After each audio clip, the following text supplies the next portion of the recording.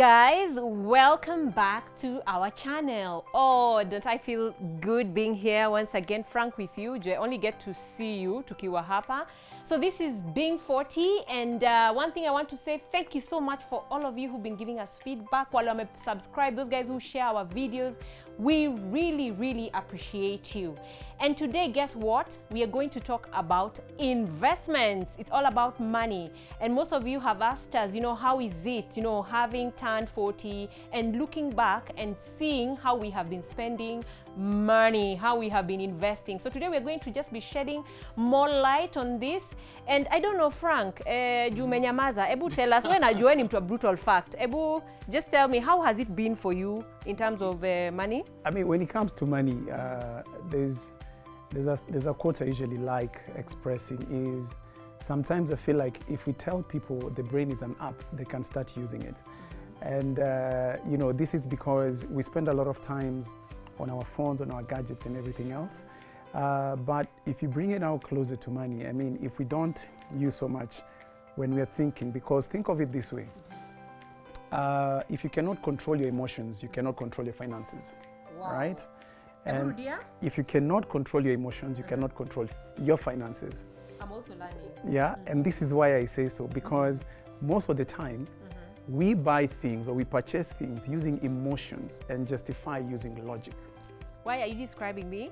Oh my God, this is so me. Do you know, I wake up one day and I tell myself, now that sijui mshahara imeingia, let me go and treat myself because I've been working 30 days and I feel I need to reward myself. But you know what? I end up like spending 50% of that cash, and eventually there's more of, regrets, and it's been like a vicious cycle. So what I realized, because I'm such an emotional person and I always have good reasons as to why I need to reward myself. Can you imagine I have over 200 pairs of shoes? I wouldn't be surprised. I mean, think of it. Everything that we purchase, there's always an emotional attachment to it, right? And when somebody challenges you, the first thing you have to give a logic, a reason towards it. Yes. And to what you say, 200 pairs of shoes, I'm sure you're buying a pair now, not because you need it, but there's an attachment to it. Exactly. Which brings me to the next point when it comes to finances. There are two rules that control me. Rule number one is never lose a single coin. And then rule number two is never forget rule number one. Come again? My God, you have sent me in for There are lessons, only Frank. two rules when it comes to money. Rule number one is never lose a single coin. And then rule number two is never forget rule number one. This is why I'm saying that. Think of it this way. If you cannot manage a coin, you'll never be able to manage 1,000,000 shillings. Very true. If you cannot manage, when you start life, if you cannot be able to control the little amount that you earn, you'll not be able to manage a large sum amount. So I always tell myself, if I have this coin and I'm not able to use this money, or I'm not able to spend it it's just the sitting of, I keep on reminding myself, when it comes to money, what is the simplest way of me making sure that I'm able to have it and contained? So that's why I sit back and I say, I've given myself two rules. One, never lose a single coin. And losing is spending on things that you really don't need, which links to the emotional aspect of our lives, right? Then rule number two is never forget rule number one. It's just interesting hearing you say this, Frank, because ideally we went to the same primary school. We've had the same environment, being in the ghetto. But I come from a very different school of thought, because for me, I think analyzing myself and going by the psychological facts, I have the scarcity mentality syndrome. So for me, it's about grabbing stuff and, having stuff, like if it's nguo, wardrobe imeja, viatu zimeja, I'm always having that emotions of sikuwai get. I never had this when I was young, so I really want to reward myself over and over again. And hearing you now, having been transformed, because I believe, yes, environment can shape you. But again, one thing is, we are told that habits can be learnt, unlearnt, or relearnt. So I think for you, it's something that, you know, as you walked, you know, along this path called journey, there's something that happened to you and you're able to, you know, relearn, you know, how to, you know, do stuff. Because for me, I think I honestly, and I say this without any, you know, trying to, you know, lies or whatever, I am actually a spender. I love spending on myself, but again, I also hustle. So probably I always say, because I've worked so hard, let me try and, you know, reward myself. So I think that's where I go wrong. But just as I'm learning from you, I'd like to ask you, like, what has been your greatest lesson in terms of, like, you know, I know you've really invested well, but out of all these things that you have, you know, done for yourself, what is key? What is, you know, if there's someone else who out there who's looking for advice, like where do I invest? How do I make money work for me? Maybe you can, I'm also here, I'm learning, so. So there are two things. One, I always tell myself is never depend on a single income, all right? And you know, you have your day job, but at the same time, I call it passive income, Yes. all right? Try to identify over and above your monthly salary. And I think I call it a disease for a number of us who depend on our paycheck every month. Me being one of them. Right, on a number of us, because there's a book, a friend of mine recommended a book the other day, the Jewish Phenomenon, I think. Okay. And the book is all about some times back when the Jews believed they were working for the Nazis. And what happened is they were the ones who had the skills. So the Nazis employed them. And then they felt, because they had the skills, you know, we're gonna do this job with all that we have. Okay. So the Nazis, what they did is, you know, they used these skills, they got their skills, and after that, you're dropped off. And you see, in your journey, even as you're employed, what happens is, sometimes if you work for 20 years plus, and we don't have side investment, like passive investments, I look at it like me as Frank, 20 years is gone, because that experience is gone elsewhere. So I need to think of passive income in addition to my monthly salary. Okay. Because remember, I always say your boss is not your friend. Very true. Our companies have been there for the longest time. They can easily replace us. So the one thing that you must do, and which I did for myself, is I sat back and I said, I'll never depend on a single income. So one is passive, one is my daily job. Number two is always make sure that your circle of friends, and I like saying this, and I picked it from the other episode when you talked about friends. Yes. Try to hang around people who are always better than you. Always. Awesome. That's profound. Always try to sit back and ask yourself, I've reached this level. You know the problem of you being on top in a group, they look up to you. Yes.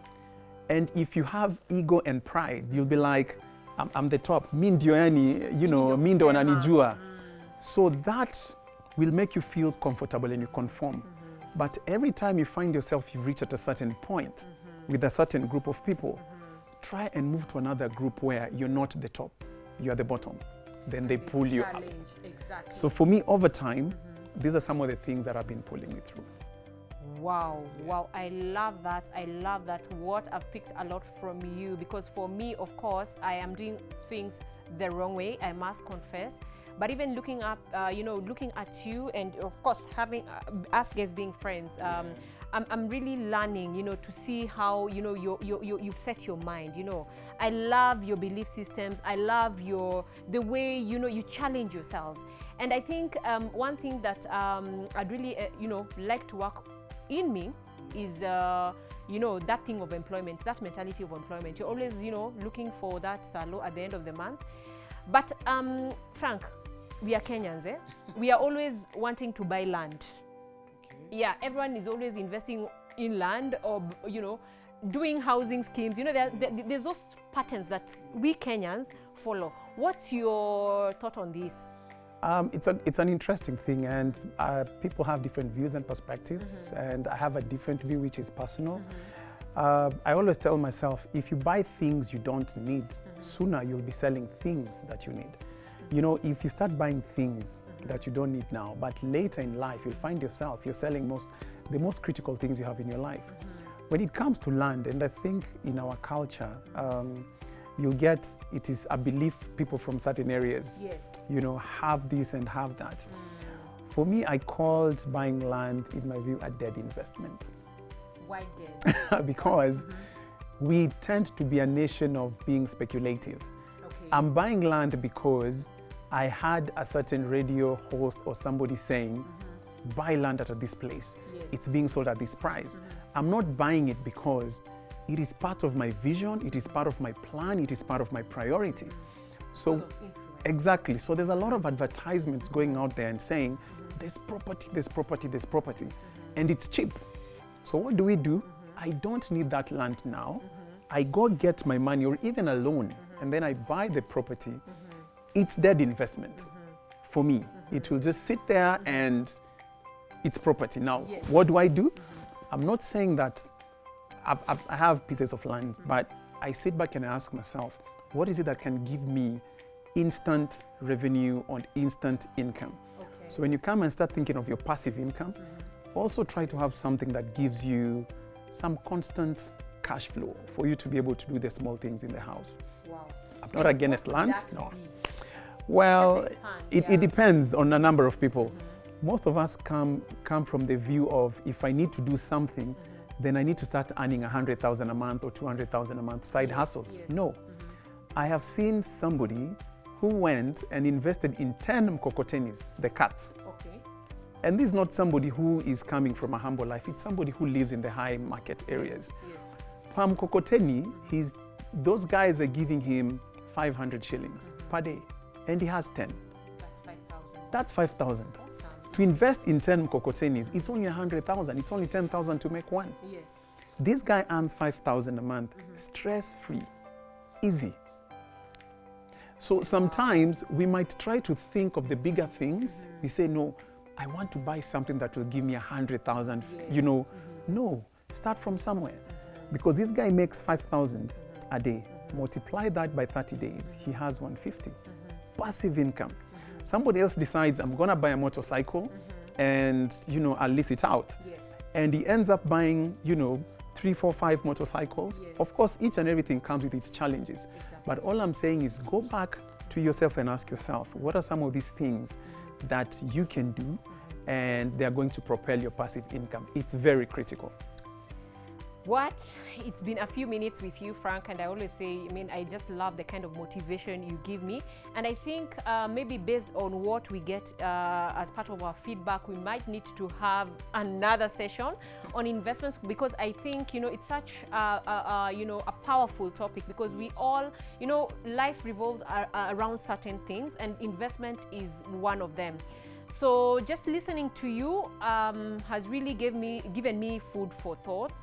And for our viewers, I'm sure you must be in that place where you're thinking, how do I invest cash? How do I, So please feel free to give us questions, just subscribe to our channel, which is on the screen. Follow us. You can call us. Our numbers are even on our Facebook page. Please let us know what areas are you struggling with, so that we can be able to answer you, get expertise, advice, and be able to give you the kind of solutions you're looking for. So thank you so much. We really appreciate you. Thank you for all those of you, who share videos. Nitasema hii mara 20. Seeing you guys just sharing the videos and giving us feedback really, has kept us going. Remember, it's all about being 40 at 40, and we're just sharing our views and what we think about money, our experiences, what we've learned. So thank you for dialing in, thank you for tuning in, and thanks for your comments. Asanteni sana, and keep it locked. Keep it locked, being 40. Yeah. Welcome back, Frank Mola Brutal Facts. Oh wow, I just love this session. Now, allow me to read one thing out, okay? If it's called the 5x5 rule, if it's not going to matter in 5 years, don't spend more than 5 minutes being upset about it. Brutal fact. Now, let me bring you to a 10-10-10 rule. There's a 10-10 rule that I learned many years back. And what is 10-10-10? 10-10-10 is whereby any action, anything that you're planning to do now, this is me, Frank, now. anything that I want to do now, I need to apply the 10-10-10 rule, all right? What do I mean by that? Let's say, for example, I'm thinking of buying a car, right?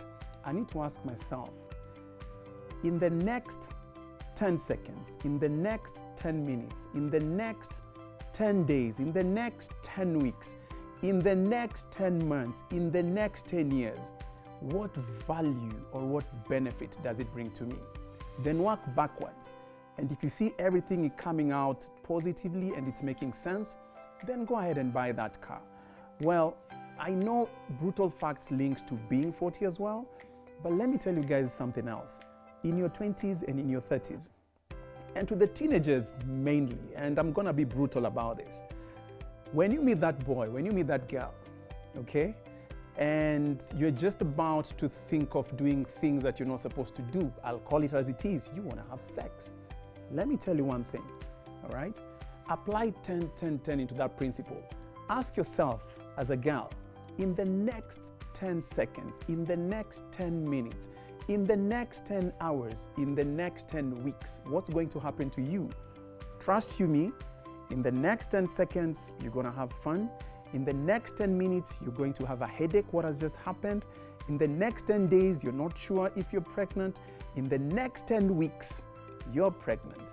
My friend, in the next 10 months, you have a 1 day, 1 month old baby. In the next 10 years, you know what it means. So always apply 10-10-10 in everything that you do. You can apply it in investments, you can apply it in relationships, anything that you want to do, guys. Just remember, let me do my 10-10-10 now and then work backwards. You'll always get your answer. Brutal Facts with Frank Mola. We are going back to being 40. Thank you for watching.